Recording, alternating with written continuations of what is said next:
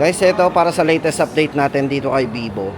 Unahin na po natin ang update ng kanilang bagong model ngayon, ang kanilang Vivo Y29.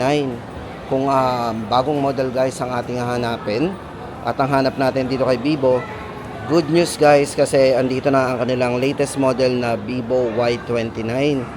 Ito guys, may dalawang variants po ang kanilang Vivo Y29. Guys, pag-usapan natin to. Ang ganda ng design nito. Check muna natin ang design nito. Guys, ito bibigay ko sa inyo yung mga highlights po ng kanilang Vivo Y29. Unang-una po dito guys, yung kanyang Blue Bolt battery. Napakataas po ng milliampere ng battery nito. Kasi ito po ay merong 6,500 milliampere battery. At naka 44 watts na po yan para sa kanyang flash charging.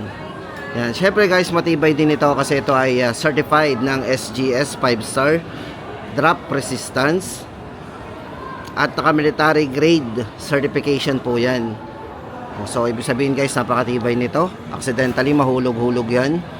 Then, pagdating sa volume guys, napakataas ng volume mode nito kasi ito ay hanggang 400% volume. At naka-dual stereo speakers po ito. Itong si Vivo Y29. Yan. Guys, ito pagdating sa durability, ito ay naka-IP64 na rin, dust and water resistance. Ayan. Guys, ito, ayan. Ito nga pala guys, pagdating sa kanyang presyohan, ito na. Check po natin ang price nito.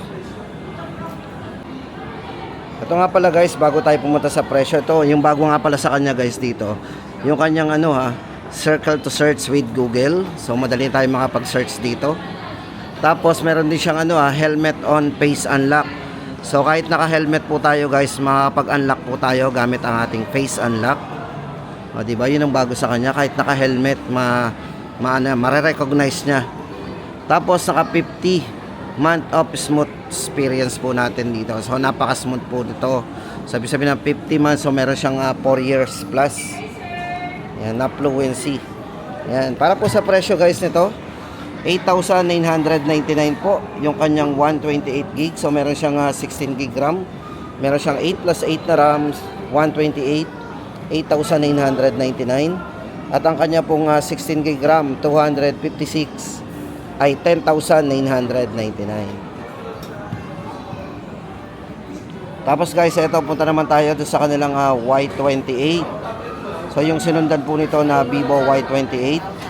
Ito guys, ito guys, for Vivo Y28, baka naghahanap pa rin po tayo guys. Yan, kahit may bago na po si Vivo na Vivo Y29. Available pa rin po ang kanilang Vivo Y28. Ito po, may dalawang variants po ito. 16 gig RAM 128 at 16 gig RAM 256 gig.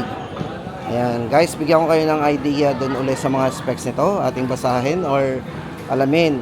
Pagdating sa battery guys, ito ay merong 6,000 mAh big battery. At naka 44 watts din ang kanyang fast charging. IP64 pagdating sa kanyang durability, IP64 yan, naka dust and water resistance.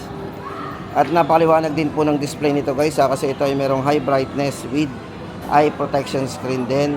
At smooth 90Hz po yung kanyang screen refresh rate. 300% volume mode. At ito ay merong dual speakers and audio booster. At syempre sa mga gamer ay meron na rin po itong multi-turbo 5.5 plus game mode. Yan. Android 14 ang kanyang operating system. At kung more on camera tayo, naka 50 megapixel naman po ang Vivo Y28. So ito po yung merong super night algorithm pagdating sa kanyang rear camera. Yan. Para po sa presyo guys, na dalawang variants nito. Yan. Ito po muna tayo sa sa kanyang 128. 7,999 at 9,999 naman ang 256 gig. So ayan guys, ang ating latest update sa kanilang Vivo Y28.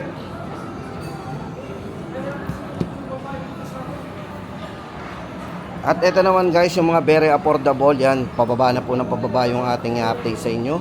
Ang kanila naman pong Vivo Y19s. Ito po, meron ding dalawang variants, isang 8 gig RAM 128 at 16 gig RAM 256 gig. Ito po, meron din tong mataas na battery ha. Meron siyang 5,500 mAh battery. At naka 15 watts fast charging na din. Sa camera, meron siyang 50 megapixel po. Para sa kanyang night AI camera.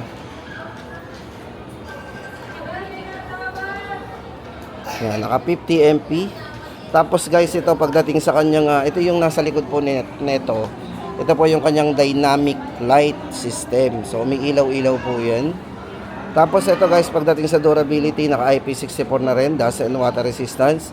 At syempre, yan, kung more on ano tayo, gusto natin ng safety, matibay din to kasi ito ay naka 5-star. Drop resistance din and military grade certification. Yan, para po sa presyo guys ng kanilang Vivo Y19s, 128GB 6,499 at 16GB RAM 256GB 8,499. Then guys, ito naman ang pinaka budget talaga dito kay Vivo. Ayan, syempre guys, hindi lang yan ang ating meron din tayong kumbaga pinakamabababang presyo. Ang kanila pang Vivo Y04. For Y04 guys, ito ay merong 4GB RAM, 64GB at 8GB RAM. Meron siyang maximum RAM na 8 at 128 po internal storage. Yan, para sa dalawang variants po nito. Yan, para po sa mga specs nito guys, 5,500 mAh Blue Bolt battery ang ginamit dito. At ang battery po nito ay merong 5-year battery health. Matibay din kasi ito ay merong 5-star drop resistance din at military grade shock resistance. Ayan. IP64 dust and water resistance nga po, inuulit natin. At meron siyang 10 times high intensity flashlight. So maliwanag ang flashlight nito. Check po natin.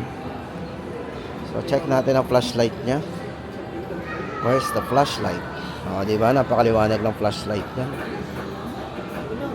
Yan. Para po sa variants po nito, yung 128 po nito, 5,299.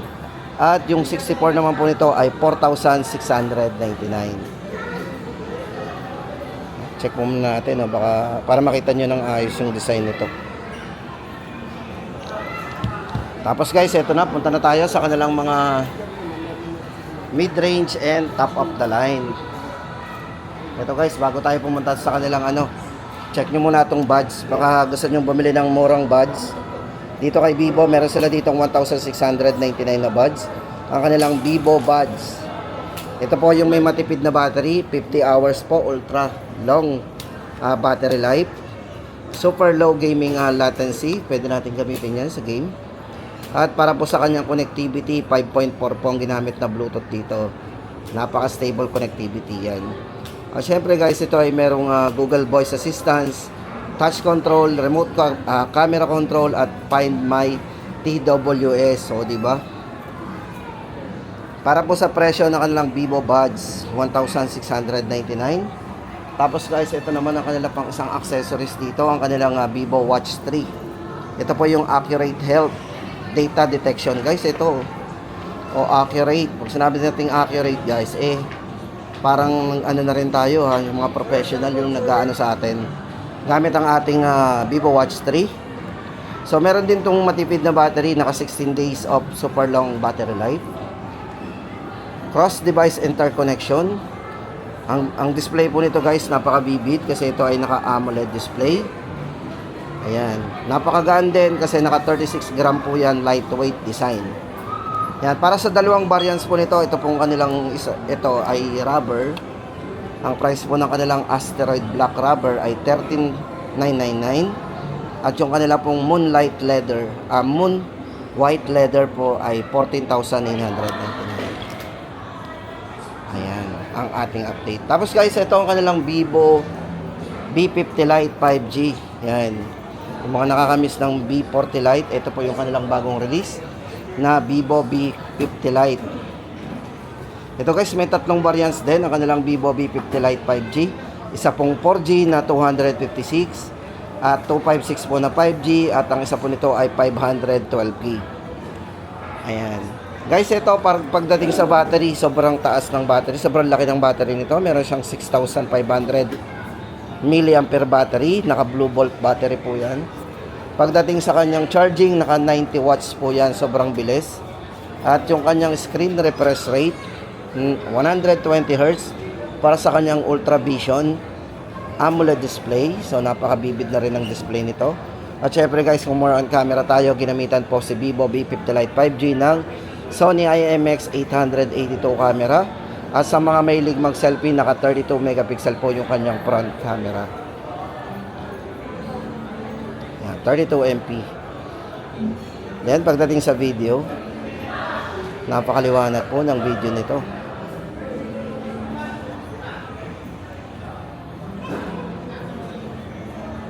Then pagdating sa volume guys, ito ay merong 400% volume at naka dual stereo speakers. Tingnan nyo naman guys ang liwanag nito, napakabibid ng display o napakaliwanag kasi ito ay merong 1800 nits. Dual stereo, yan para sa kanyang peak brightness, yan. Yung kanyang peak brightness po ay napakataas din. IP65 na rin pagdating sa durability, dust and water resistance. Safe na safe yan, accidentally mahulog or mabasa. At syempre guys, ito po yung mga bago din sa kanya. Meron na rin po yung mga AI Circle to Search. O diba, once na naka-online tayo, gamit ang ating AI Circle to Search, AI Live Text at AI Super Link, at yung kanyang AI Screen Translation. Diba, mas pinadali. Para po sa presyo guys, ang ating tatlong variants ito, ang 4G po nito na yan, naka 16 GB RAM 256, 13,999. 16 GB RAM 256 po. Ang 5G naman po yon, 16,999. At ang 512 GB naman po nito, 19,999. Yan guys, ang update natin sa kanilang bagong Vivo V50 Lite 5G. Tapos guys, ito naman ang kanilang Vivo V50 5G.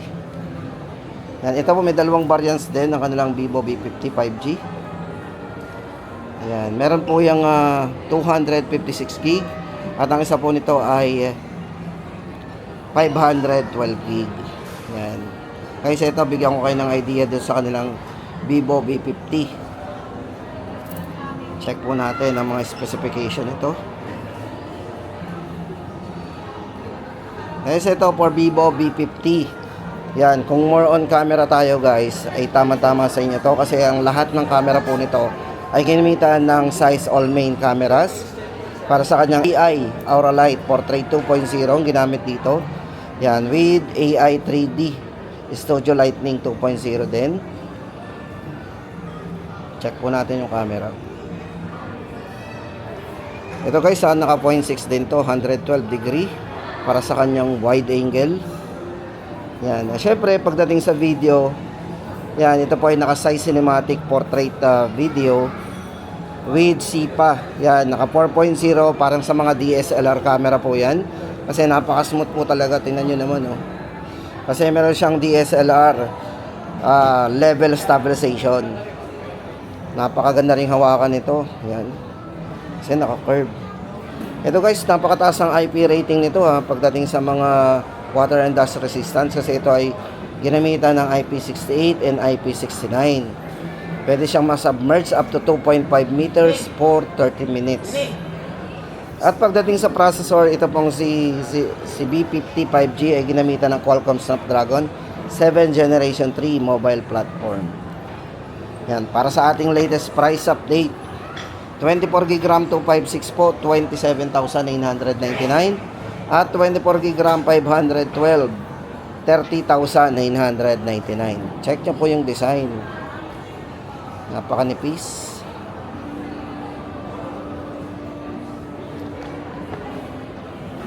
Tapos guys, ito na, punta na tayo sa kanilang mga 200 series, ang kanila pong X200 at X200 Pro. Guys, para sa design, check nyo muna natin. Oh. Ito yung Pro, tapos ito naman yung kanilang X200. Ito, unahin po natin ang kanilang X200. Para po sa mga mahilig dyan sa camera guys. Ito pong si X200 ay merong 50 megapixel size telephoto camera with Sony IMX 882 sensor ang ginamit po dito. Yan, sobrang liwanag at napakaganda, napakaliwanag talaga. Then meron din siyang ultra wide na 50 megapixel din. Ang taas ng kanyang camera, ng megapixel po para sa ultra wide. Naka 50 megapixel po yan. So ibig sabihin kahit po siya naka ultra wide ay maliwanag pa rin. Napakabibid na, napakaganda pa rin ang mga kuha natin. Then syempre naka 50 megapixel po para sa kanyang true color main camera with Sony IMX 921 sensor naman ang ginamit. Pagdating sa processor guys, napakataas ng ginamit na processor dito. Kasi tayo ginamitan ng MediaTek Dimensity 9400 na siya po yung mga nangunguna pagdating sa mga Antutu benchmark. Talo pa po nito yung mga ibang mga brand pagdating sa mga Antutu bench score nito. Yan, si MediaTek Dimensity 9400. Pagdating sa battery guys, medyo manipis pero mataas din ang battery. Naka 5800 mAh battery at naka 90 watts fast charging na din o flash charge. Pagdating po sa kanyang refresh rate, naka 120 Hz po yan. AMOLED screen o napakabibid ng screen yan. With ano na rin niya, SGS low blue light certification. So kahit babad ang mata natin or naka high brightness yan, hindi ganun kasakit sa mata yan. Yan. Para po sa presyo guys nito, 57,999 X200. Tapos guys, ito naman ang kanilang X200 Pro. Para po sa presyo at yung specification po nito guys, napakaganda rin ang design nito. Check nyo muna. Ito guys, sa mga camera pa rin, kasi ito po yung merong 200 megapixel size Apo telephoto camera. 50 megapixel po para sa kanyang true color main camera with Vivo X Sony LYT 818 sensor ang ginamit. 50 megapixel po para sa ultra wide angle camera, napakataas din ang ginamit na camera. Siyempre sa video naka 4K high dynamic range cinematic camera ang ginamit sa kanya.